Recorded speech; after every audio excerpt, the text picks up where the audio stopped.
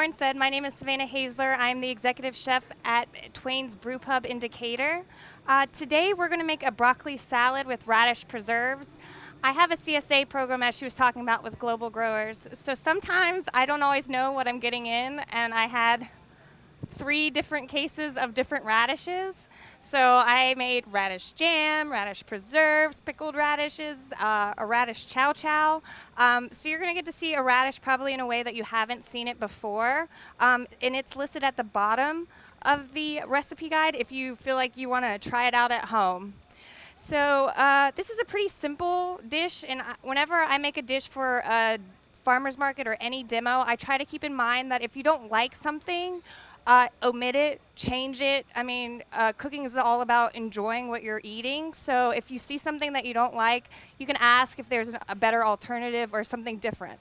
So to get started, what you're going to do is take a clean head of broccoli, and I cut off the stem just a little bit, and you can actually slice some of that off. I have a mandolin, and if you have a mandolin at home, please use your guide so that you don't have any blood in your salad. Nobody wants that. So you can slice it. You want it pretty thin when you're using the stem because it is woody, and you don't want to go all the way to the end because then it's going to be very woody and you won't enjoy it. But you're shooting for that, a little bit thin. And then texturally, most people will just cut the florets off. But for this salad, I like to kind of slice it, and then you get the multiple textures in each bite. Let's see. I'll show you. So after you slice your broccoli, what you're going to do is what we call blanching. I'm sure most of you know what it is, but for those who don't, you take water, a heavy stock pot of water, and heavily season it. You're thinking ocean sea salt. Like, you want to taste the water and make sure. But you get these really cool thin pieces that are really nice texturally and slightly different than what you normally get from broccoli. So what you would do after that is take your heavily seasoned salt water, put it in for 2 to 3 minutes, and then pull it out. The great thing about this recipe is you can either serve it hot or cold. If you want to do it hot, you're just going to go ahead and toss in the rest of the ingredients.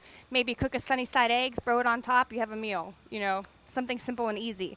But if you're going to do it the way we're going to serve it today, you're going to then throw it in ice water so that you stop that cooking process right there, and you still get a fresh taste and not overcooked or that like dark green color that no one likes with broccoli.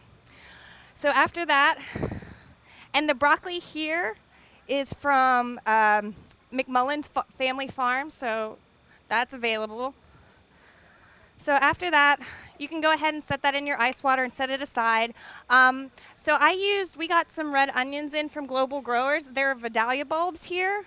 And these are going to be really good. These would be really awesome. What you would do for these, these are from Country Gardens Farm. So what you would do is just clean it, remove the bulb end, and save it for stock. You never want to throw away your vegetables. You can always use it for stock. And then simply what I like to do is cut it down the middle, a little bit of oil, not too much because you don't want those flames shooting up on it because then it's burning, then grilling. So you can just grill it. The pieces will start to come apart on the grill. That's okay. Just kind of take it and grill it as much as you want. You're just looking for that caramelization of the sugars where you get that roasted flavor. I did some red onions because, like I said, I had them from my CSA. You can see how it's already started to cook a little bit. And then, like I said, if you don't like red onions, use green onions, Vidalia onions, whatever you enjoy. And you're just going to simply slice nice and thin or as thick as you like. You're just looking for a little bit of texture and color. You're going to get that caramelization from the sugars, which will be great.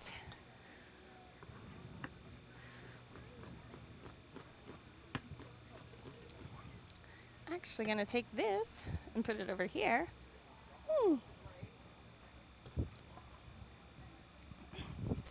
So, and some people would say just go ahead and salt your onions. I'm going to wait because, like I said, you're blanching that broccoli in seawater pretty much, so it's going to have a lot of salt already. And depending on what cheese you have, it could be a saltier cheese. So I go ahead and put that in the bowl. I am going to hit it with some rice wine vinegar. I love adding vinegar to mostly everything. What it does is perk up all of the salt or any flavor that you have in your dish. I even put it in soups, mashed potatoes you can put it in. Rice wine is my favorite, but you can use whatever you like. Red wine vinegar would be awesome. Champagne vinegar, it's really versatile. And then a little bit of extra virgin olive oil, because you never want to cook with that. You just kind of want that flavor and to coat it so it goes together really well. So if you're going to serve this warm, you could actually take these onions off the grill while they're still hot, and as soon as you're able to use them or handle them, go ahead and cut it and toss everything together. So I already have some broccoli blanched. And as you see, you're going to get some smaller pieces as well. That's okay. You're just looking for a textural difference throughout the whole dish. So I'll toss that. And then I'm going to add some nuts. I am using almonds. And the almonds are from Natural Almonds. I went ahead, I got whole almonds, so I sliced them, but I'm sure you can get sliced ones, or if you like them whole. I just think that the texture is a little bit different, because you can sometimes try and bite into an almond and it slides off to the side, and then you don't have that in your mouth. So I'll add some of those. And like I said, all of my recipes are always add more if you like more. If you like cheese, if that's what makes you happy, add more. And then the cheese that I am using is Dutchman cheese by Woodsman and Wife. It's a little bit of a firmer cheese. That's what you're looking for. You don't want something soft. Unless you're going to use this as a warm dish, then you could do a softer cheese so it kind of melts a little bit. Any questions so far? No? Thank you. I'll take it. I like cheese, so I'll probably add more than maybe is necessary. But I just go ahead and keep it pretty large slices, but you can shred it, whatever you're into, and then, partake of some of the cheese on the side while you're making it is my favorite thing to do. And then fresh herbs. So I have some parsley, but you can use whatever herbs you're into. Tarragon, dill would be really great with this if you wanted to do it warm with a fish dish. Dill doesn't get utilized enough, but flat leaf parsley goes a long way. And I don't like to chop any of my herbs super big when super small when you're doing a salad. I like to keep it big, so I'm just going to kind of actually pool them. And that's it. While I'm talking, this is the Radish Preserves. It's a really pretty color. I was really happy with the way it came out. What you're going to do is take your radish and shred them on a box grater, and then you're going to pretty much do what you would do for making a jelly, sugar, vinegar, and you'll reduce it down, and you can constantly keep adding radishes. It'll just keep taking it. Your batch will get bigger and bigger, but it depends on how much of that radish, like earthy flavor, that you want to come out. So you're going to get a little bit of the sweetness in there, and you'll be surprised. If anyone wants to come and smell it, I suggest that you do so. It's really amazing. It's not what you think. Everyone is always a little perplexed by it when you smell it. It's very... Mm-hmm.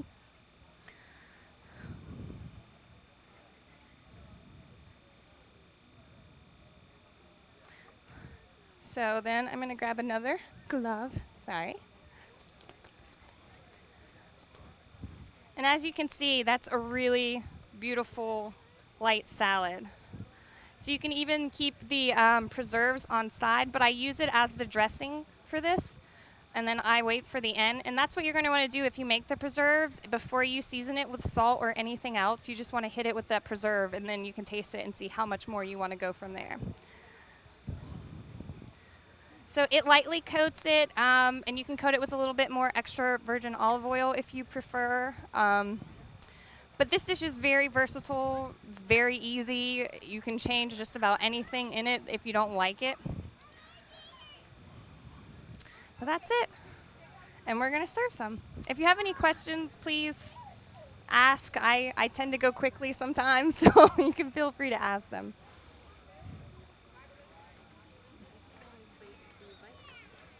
Yeah, that would be great. I'm going to make a little bit more. Mm-hmm. Okay, any questions? Yes, and yes. Or, cook some farro, quinoa. You can actually toss that right in with that as well, and then top it with that. In summertime, it's easy because you could actually have extra broccoli from a meal before. Maybe you just blanched it, and then you have a nice, light summer broccoli salad for the next day. My favorite thing that I'm making at the restaurant right now. That's a hard one.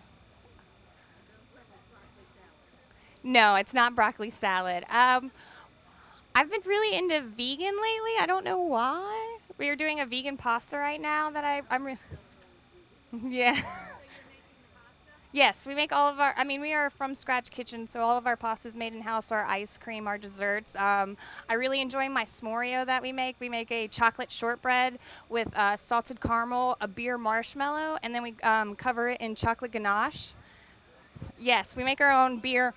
It is marshmallow made with beer. I am a brew pub, so you will often find beer in a lot of my dishes. So we're gonna make another batch. And if you want to, you can do the broccoli how you normally do with just the flowerets. But I kind of like this. It's a little texturally different, and you can stack it a little bit better. But yes, start passing it out. We make, and we use a lot of spent grains at the brew pub. I try to use, after we brew, we're left with grains from the mash. So I make a spent grain cornbread, a spent grain granola, and the rest of it actually goes to a local farmer who farms Ossabaw pigs, which is coming back slowly. So we have a great relationship with them. That's actually, I cooked at the James Beard House with the Ossabaw pig. It's a beautiful pork product. If you ever get a chance to taste it, it's really nice. So we actually give them our grade, and so it's almost like a full circle. Thank you.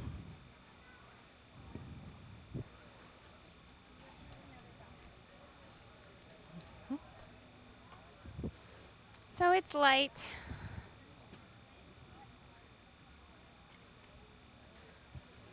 What do you think?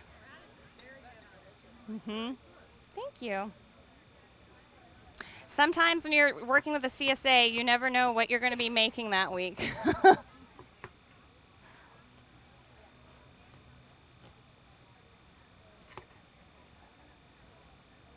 If you have sunflower seeds, that would be really nice in here. You could do this with cauliflower. And it would be really nice warm as well, but when you have a hot day like this, it's a really nice light dish.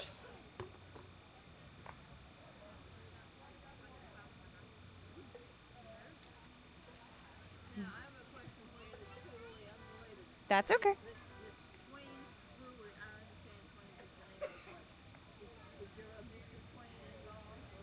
No, so we started off as a pool hall. We have been open for 20 years. Mark Twain was an avid pool player.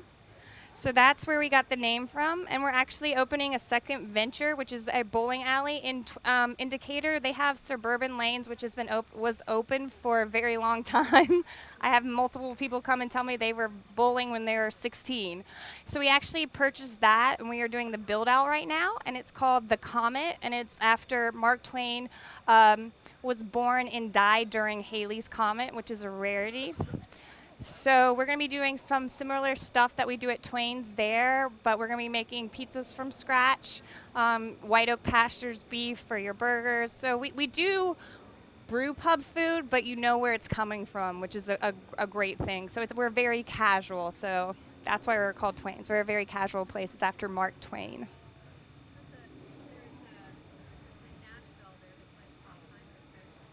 I know Pinewood Social. I did a pop-up dinner there a couple months ago, and I got to go eat breakfast there, and it was so good, and it's so beautiful. It's a really beautiful. Yeah, it has multiple places. It has like a coffee shop, the bowling alley. Yeah, so it's a lot of fun. Yeah, hopefully you guys will come to Decatur and see us. We're only like a mile apart from each other, the Common and Twain's.